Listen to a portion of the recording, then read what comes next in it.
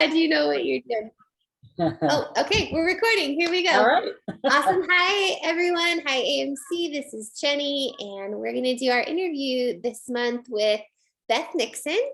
And I'm excited to introduce her to you. I have known her name for a long time, but I think I just met you, Beth, last summer. We had a shift together monitoring at Chatfield.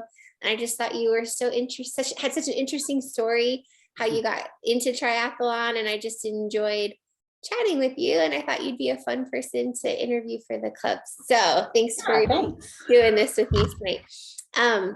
Just to start, for everyone out there that doesn't know, Beth volunteers as a board member with the club. And so I told her I was going to ask her if she could just share really quick what she does on the board and how she volunteers with the club that way.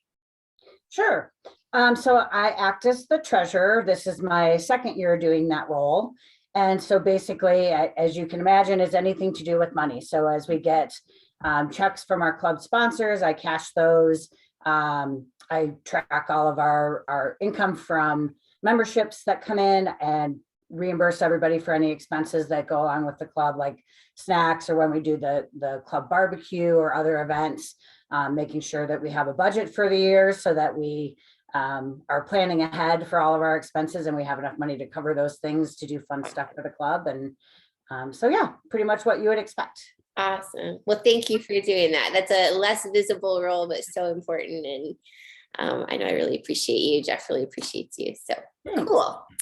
Well, let's just jump in. Would you be willing to share a little bit about yourself and how you got connected with AMC and how you got into triathlon, and just give us a little bit of your story? Yeah, sure. So I grew up in Michigan, and I, as you can probably tell from the flag behind me, that's an Michigan flag. Yeah. But I grew up, I was always involved in sports growing up. I played softball and volleyball, basketball, did a lot of things like that, a lot of outdoor activities. And so I moved out to Colorado after I finished graduate school. And, you know, as I think happens in people's lives, you sort of go through phases where you're really physically active and then it kind of phases out, things happen and you're maybe not as active as usual. And so I hit a phase in about 2014 where I hadn't been super active. I hadn't been taking as good a care of myself as I should have been. And I just decided, you know, this is time for me to get back in shape and start doing the things that I enjoy doing and lose some weight and eat better and all those things that we set goals with. Yeah. So I joined a gym and started working out at 24 Hour Fitness. That was going really well. And I finally decided I kind of wanted to take it to the next level and start working with a trainer. So I could really, I've just learned over the years that I do better when I have somebody else to kind of be accountable to. And, you know, if it's myself, it's to talk myself out of it. Yes. So I started working with him, and it's actually Jim Fessler, who's also a member of AMC and used to be a coach for the club as well. But I started working with him in 2014, probably around May or so of that year. Things were going really well. I was making great progress. And then, as so often happens in life, I hit a little bit of a road bump. And in August of 2014, I was diagnosed with breast cancer. So that sort of threw a loop into all of my plans and things that I was doing. And the next 8 months were kind of a whirlwind. I went through surgery, I had chemo, I had radiation.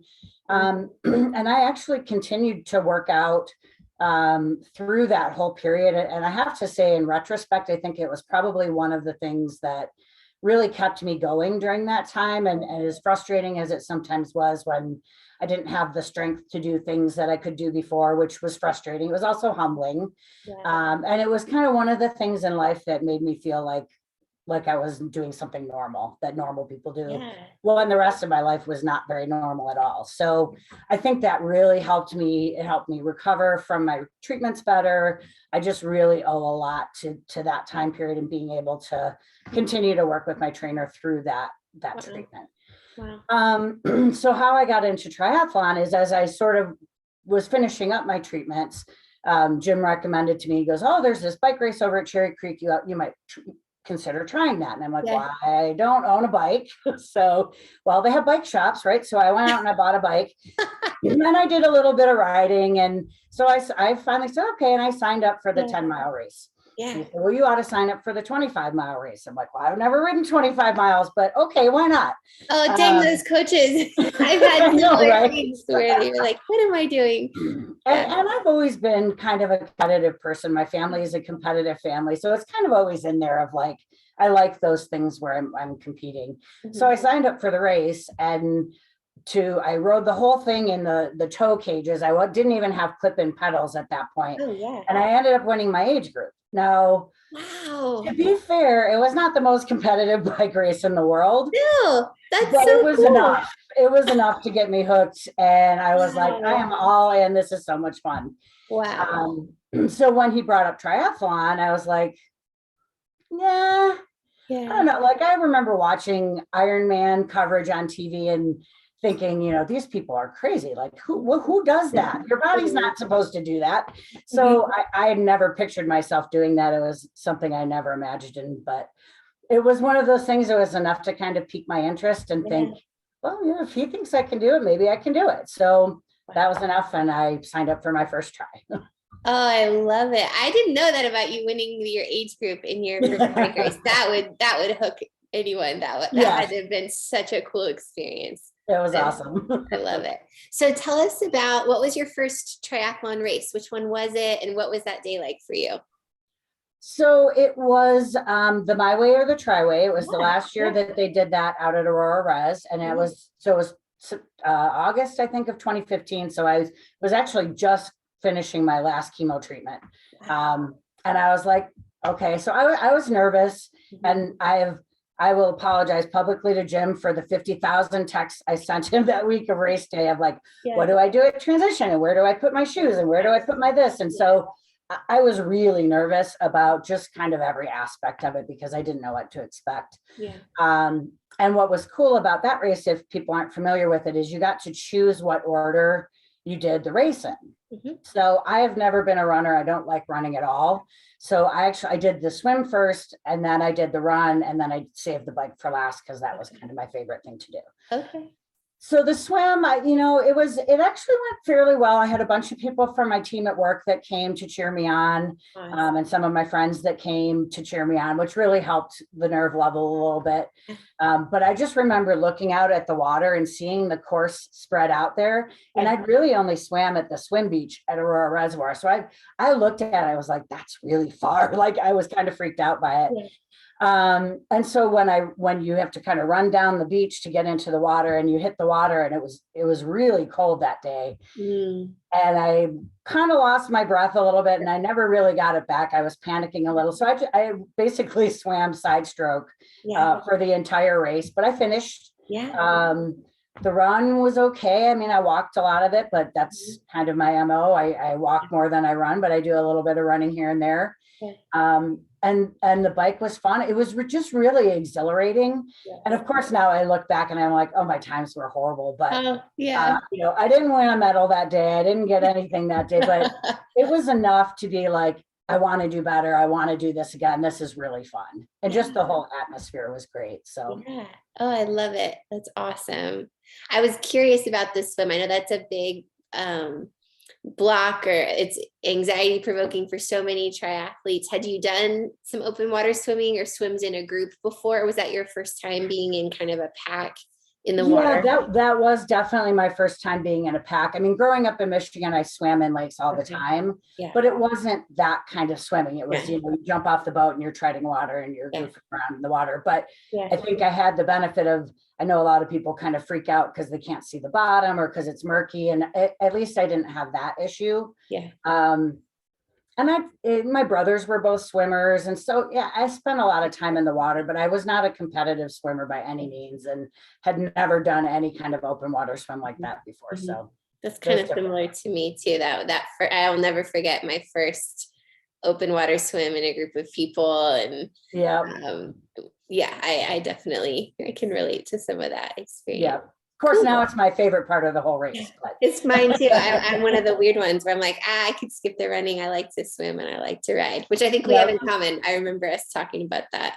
Last year at Chatfield. Awesome. What is, you've been at this now. So that was 2015. So 7 years. So I'm sure you've done a ton of races and all kinds of stuff in that time. Like I told you this right before the call. One of the things I'm most interested in hearing stories about from our members are just times when they've had a setback and they've been able to come back and still stay with it and love the sport. And so I'm just wondering if there was anything in that 7 years where you go, man, I had to kind of overcome something or come back from an injury. And what was that like? And how did you kind of psychologically work through that? I mean, you started out having huge setbacks dealing with right. you had lots of practice, but what's something like that in your story? I think I've been really lucky. I haven't had any major injuries or anything like that I've had to overcome. I did a couple of years get diagnosed with exercise-induced asthma. And I discovered that doing an open water swim at Cherry Creek, one of the Tuesday night things they used to do over there. Yeah. And I just couldn't breathe. I couldn't catch my breath. And it was really scary to be out, even though you're not that far out at Cherry Creek. It was really scary. And to not understand where that came from was a bit challenging. And so I went and, got tested for allergies and things like that.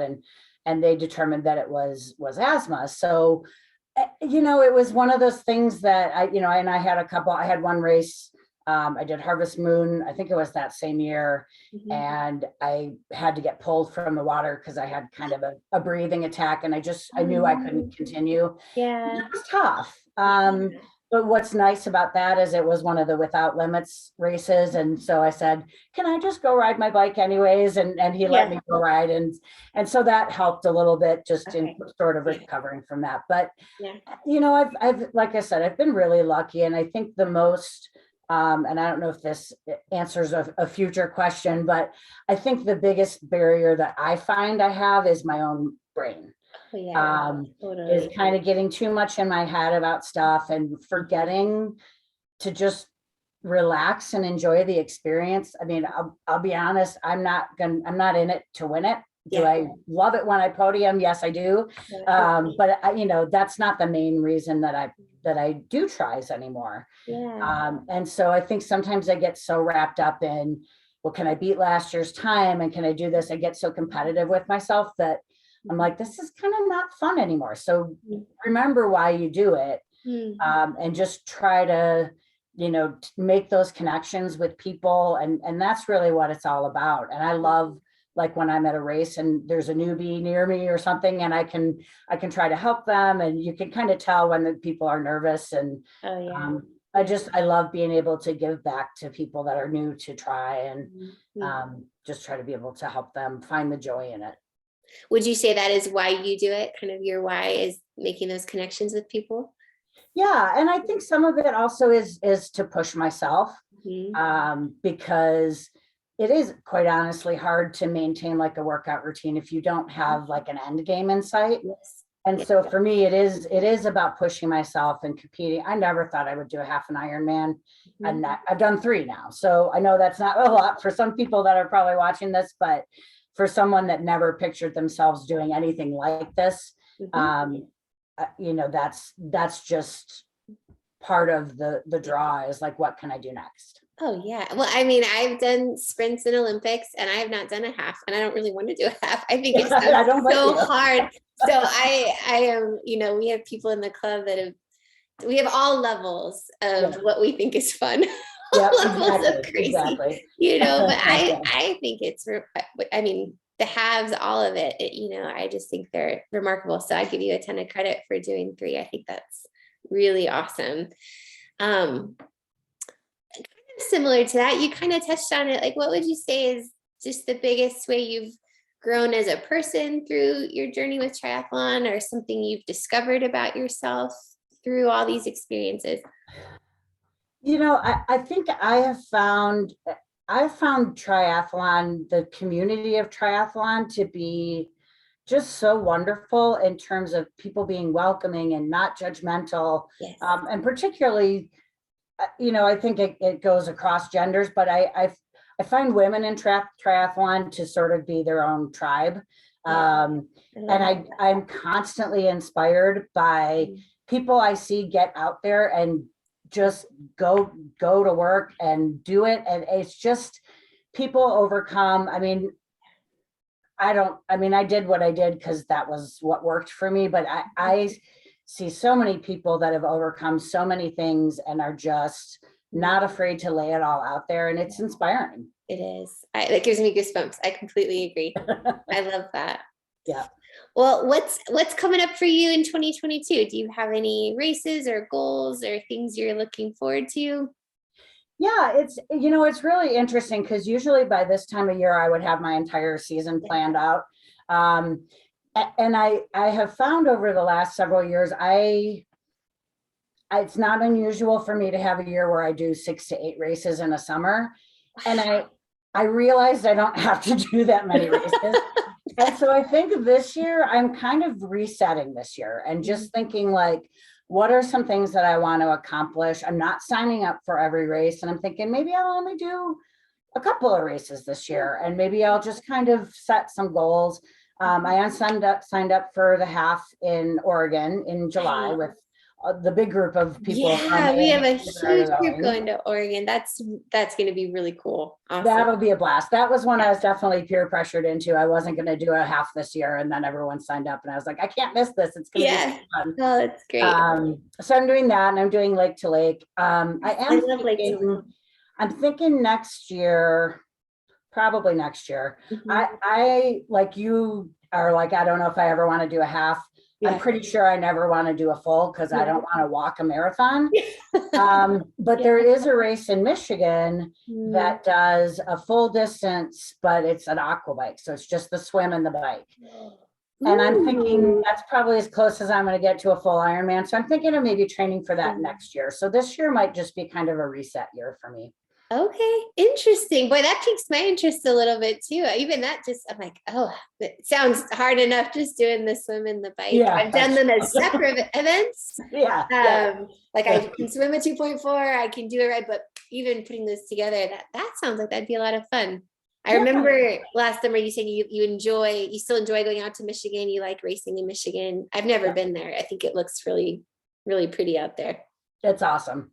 And who knows, I might get sucked into doing the half in Michigan in September, but I'm kind of not thinking that way right now. So we'll see. We'll see. No, I like it. I'm with you. This year I'm a little less scheduled too. I don't have it all booked out. We'll just kind of see what comes up. Well, thank you so much. We can wrap up today, but I'm so happy to introduce you to the club. I just think you're such a fun person and fun to talk to, and have had a lot of really interesting experiences. So I hope other people get a chance to connect with you too. And thanks for your time tonight.